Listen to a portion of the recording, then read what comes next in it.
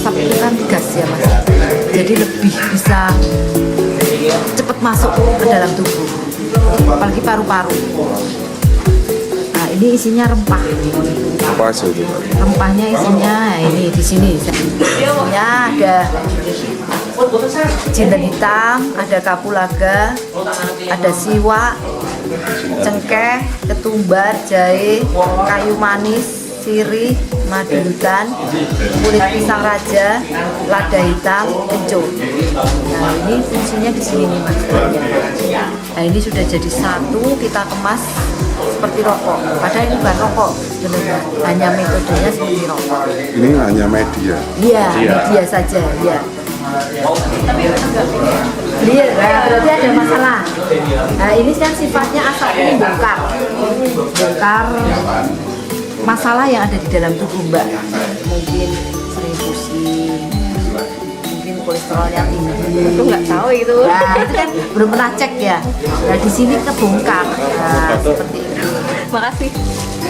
Kalau mesti muntah itu berarti apa, Pak? Kalau muntah berarti ada masalah dalam tubuh. Detox ya? Detox itu. Itu muntah sampai habis, riak-riak sampai keluar itu Mas. Berarti di dalam tubuh itu ada masalah. Ini bukan saraf mata aja, tapi kita nggak tahu sakitnya apa kan, kita nggak tahu. Cuman sudah Ya kelihatan. rajin terapi itu bisa sembuh. Iya, katanya. iya. Matanya nanti bisa sembuh kayak minus. Iya. Sekarang mulai dulu ya Mbak. Gimana Pak? Sudah. Oh iya, yang Coba kayak tadi dulu, kayak ya. itu. Ha.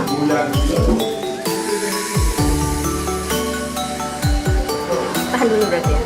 Nggak ditahan, nafas terus. Nah itu asap langsung masuk dan masuk langsung ke paru-paru. Iya. Coba ya. Ya, 1, 2, 3. Terus ya, terus. Nah itu berhenti. Kalau berhenti di batuk. Tapi kalau los panjang, nggak mungkin batuk. Berarti cara menyedotnya itu kayak orang minum atau gimana? Kayak vapor itu? Enggak, kita menghisap, tapi menghisap dalam. Nafas panjang, pakai nafas perut. Kayak orang tidur itu loh. Kita kan bernafasnya pakai nafas perut. Nah, itu lebih los. Kalau pakai nafas dada mesti berhentinya di sini. Yuk, 1, 2, 3. Panjang. Jangan berhenti ya, itu berhenti toh. Kalau berhenti mesti gitu Mbak. Ini pakai masuk nafas dada, terus mesti berhenti di sini terus gatal pedes. Ya, tapi kalau los enggak.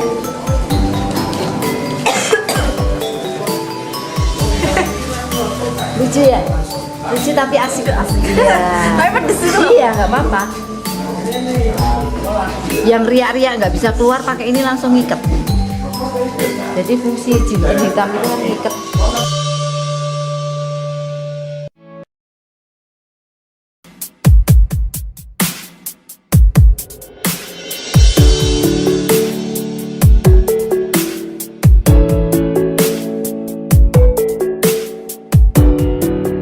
Karena dia itu merupakan partikel nano, partikel yang sangat kecil, dia bekerja sampai ke sel. Jadi terjadi regenerasi sel yang baik. Gitu. Jadi dia bisa menghambat sel-sel liar yang terjadi dan pertumbuhan-pertumbuhan liarnya, tetapi kemudian dia bisa memperbaiki jaringan tubuh. Karena banyak kasus juga yang gula basah yang sudah sampai nun sewu ya, sudah sampai krowak itu. Ketika dibalur dengan abunya ini, ternyata sel-sel baru kulitnya itu numbuh lagi, sehingga tidak perlu amputasi. Ini sesuatu yang maka saya menyebutnya sebagai miracle particle. Partikel yang sangat luar biasa yang diberikan di alam Indonesia, dan Indonesia itu kaya sekali karena rempah-rempah Indonesia pun sampai dijajah 3,5 abad itu gara-gara rempah, itu sangat luar biasa. Hanya sayang sekarang ini jarang atau tidak terlalu dikembangkan. Kemarin boom karena COVID itu, lalu orang berburu rempah dan sebetulnya ini merupakan tantangan juga untuk para peneliti untuk meneliti kehebatan kandungan ini yang ada di alam Indonesia. Saya dengar banyak orang sudah sembuh datang ke sini dan katanya gratis. Apa yang menyebabkan? Artinya secara komersial kan sungguhnya ini punya nilai ekonomi. Kenapa Anda gratiskan? Betul. Dulu ketika saya dan istri saya adalah orang sakit, kami berobat kemana-mana, kami habis-habisan, kami ditipu orang dan seterusnya. Kemudian ketika kami menemukan ini bisa untuk terapi, dan terapi ini menjadi mudah, terapi itu murah, terapi itu bisa dilakukan sendiri kapanpun, itu maka terketuk hati kami untuk kemudian membagi untuk orang lain. Memang kalau dilihat itu nilai ekonomis luar biasa, saya bisa melakukan begitu, saya sembunyikan, saya kaya raya. Ya. Tetapi kembali ke prinsip awal, bahwa awal mula kami memahami dalam kehidupan kami menuju satu titik yang disebut kematian. Kematian akan akan menemui siapapun, meskipun itu pemilik rumah sakit, meskipun itu dokter, meskipun itu orang yang mempunyai peralatan medis demikian, itu juga harus mengalami kematian. Dan kematian kami pahami sebagai saat pemahkotaan atas hidup. Maka hidup yang ada ini adalah kesempatan untuk membuat diri berharga, membuat diri bisa menjadi berkat untuk orang lain. Itu satu.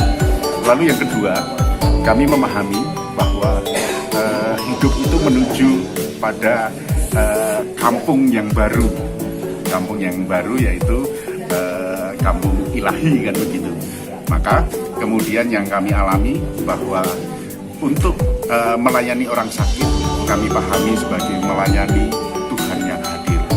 Jadi Tuhan yang hadir melalui orang-orang sakit, orang-orang menderita. Maka orang-orang yang sakit, orang menderita itu kami layani.